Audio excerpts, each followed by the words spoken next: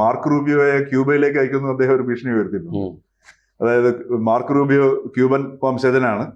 അപ്പോൾ അധികം പ്രശ്നങ്ങൾ ഉണ്ടായി കഴിഞ്ഞാൽ വെനിസുലയ്ക്ക് നിർദ്ദേശം കൊടുത്തിരിക്കുകയാണ് ക്യൂബയുമായിട്ടുള്ള സകല ബന്ധങ്ങളും ഉപേക്ഷിക്കാനായിട്ട്. അതുപോലെ ക്യൂബയും മര്യാദയ്ക്ക് ഇരുന്നില്ല എന്നുണ്ടെങ്കിൽ അവിടുത്തെ ഭരണം പിടിച്ചെടുത്ത് മാർക്ക് റൂബിയോയെ ക്യൂബയിലെ ഭരണം ഏൽപ്പിക്കുമെന്നും ട്രംപ് പറഞ്ഞിട്ടുണ്ട്.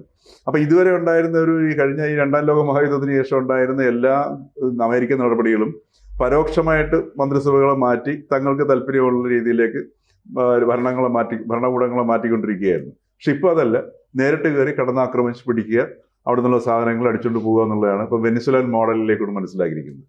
അത് തന്നെയാണ് ഇനിയിപ്പോൾ ഇവിടെ ഈ ഗ്രീൻലാൻഡ് നടക്കാൻ പോകുന്നത്. ഗ്രീൻലാൻഡ് മിക്കവാറും ട്രംപ് ആ ഒരു സാഹസത്തിന് മുതിരും എന്ന് തന്നെയാണ് കണക്കാക്കേണ്ടത്. കാരണം റഷ്യയുടെ